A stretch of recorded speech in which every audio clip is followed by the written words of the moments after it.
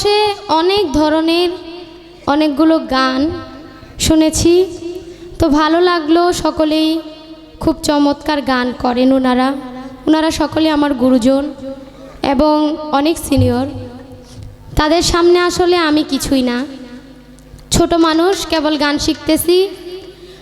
তো আমার আগে যিনি গান করলেন শ্রদ্ধেয় রেজাউল ভাই, গানগুলো ভালোই ছিল, ভালোই লাগতেছিল, কিন্তু একটা কথা উনি আমার কাছে রেখে গেছেন। কথাটা হচ্ছে, প্রথম স্টেজে দাঁড়িয়ে একটা দুরুদ বাজিয়েছি,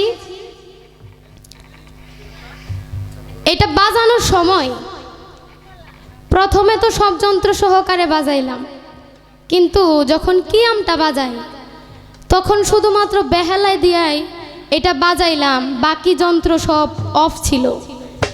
এটা বন্ধ রাখার কারণ কি? এর কোনো নিয়ম আছে নাকি, ধরা বাঁধা কোনো নিয়ম আছে কি না? আর যদি না থাকে তাহলে আমি একলা এটা বাজাইলাম আর বাকি ঘরে ফেলায় রাখলাম, এর মানে কি? এতদিন ভরে আপনি গান করেন আর এতদিন পরে এই ছোটখাটো প্রশ্ন করে বই আছে, আমি বুঝলাম না কিছু। ছোট মানুষ বিধায় কি এইটুক ধরার কোনো জ্ঞান হয়েছে না, এমন তো না।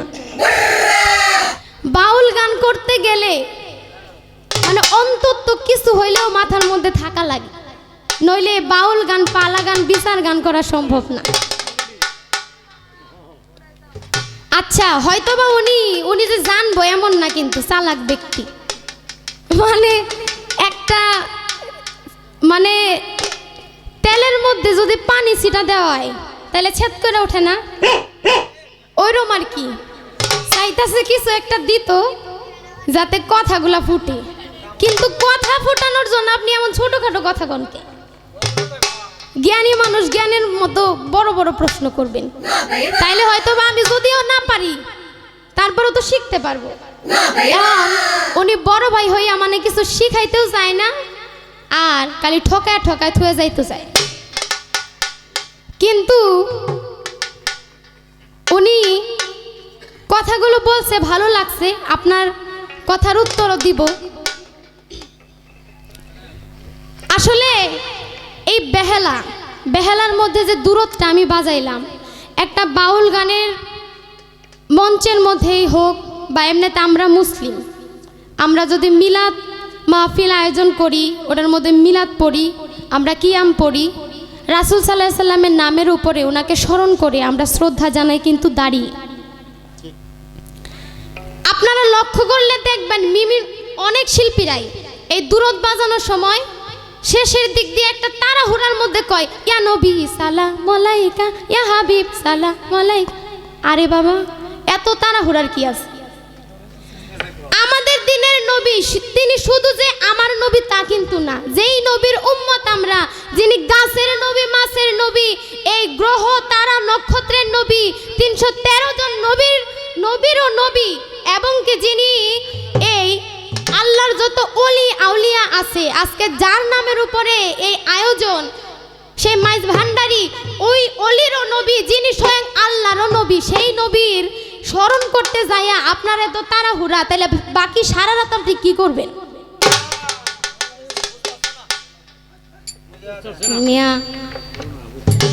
এইটা যদি নবীজিকে সম্মান জানানোর জন্য বাজায়েই থাকি, উনাকে স্মরণ করার জন্য, তাহলে তো তাড়াহুড়ার কোনো প্রয়োজন নেই। তাই আমার যা ভালো লাগছে, আমি আমার নবীজিকে কেমনে স্মরণ করব, ওনাকে কেমনে শ্রদ্ধা করব, এটা আমার ব্যাপার। এখন বাকি শিল্পীরা কি করে বা আপনি কি করেন সেটা আমার দেখার বিষয় না। যাক, আমি যতটুকু বুঝতাম, আমি যেন এইটা এই আস্তে আস্তে এই ঢোল পেট ছাড়া বাজাই, এইটার কারণ আপনারে কইলাম। এখন যদি আপনার কাছে এইটা মনে না হয়, এর পিছনে আরো কোনো কারণ থাকে, তাহলে ওইটা আপনি কই দেন।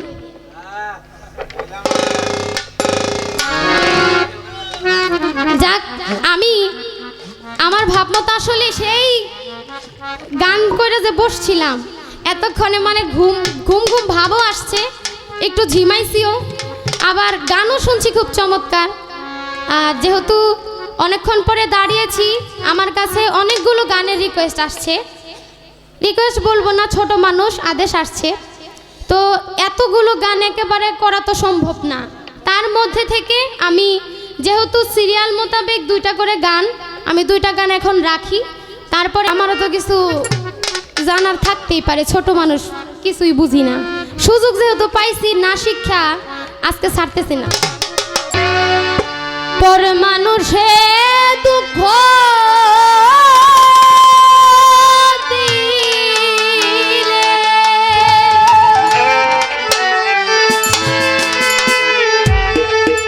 ওরে দুঃখ মনে হয় না,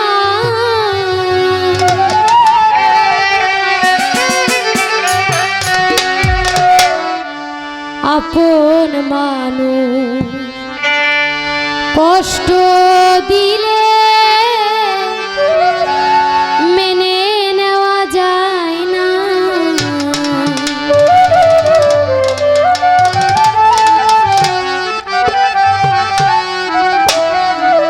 যেই মানুষগুলোকে আমরা সত্যিকার অর্থে মন থেকে ভালোবাসি, তাদের একটা ছোটখাটো কথাও আমাদের হৃদয়ে লাগে, কেননা তাকে আমি আমার মন থেকে ভালোবাসি। যার কোনো বিষয়ে, যার কোনো কিছুতেই আমার কোনো প্রশ্নবোধক কোনো কিছু নাই, ওই ব্যক্তিটার কাছ থেকে যদি কখনো আমরা ছোটোখাটো বিষয়েও কোনো কথা বা আঘাত পাই, সেটাতে আমাদের মানে এতটাই কষ্ট লাগে, যেটা কখনো আসলে ওই সময় আমাদের মুখের মধ্যে কোনো ভাষা থাকে না যে একটা কথা আমি বলি। আর যদি একটা অপরিচিত লোক আমাদেরকে কোনো কিছু বলে, তারপরেও কিন্তু আমরা ধার ধারি না যে অপরিচিত লোক কে কি বললো না বললো সেটা নিয়ে মাথা ঘামায় লাভ আছে? লাভ নাই। কিন্তু যদি সেই লোকটা আমাদের প্রিয় মানুষ হয়, কাছের মানুষ হয়, যদি আমাদের মা হয়, বাবা হয়, বা ভালোবাসার মানুষ হয়, যার যার গুরু মুর্শিদ হোক, যার যার তরিকার ভাই বোন হোক, তাদের কাছ থেকে ছোট একটা কথাতেও কষ্ট পাওয়া যায়। তাই তো কবি এই গানের মধ্যে বলে গেছেন, পরে মানুষে দুঃখ দিলে দুঃখ মনে হয়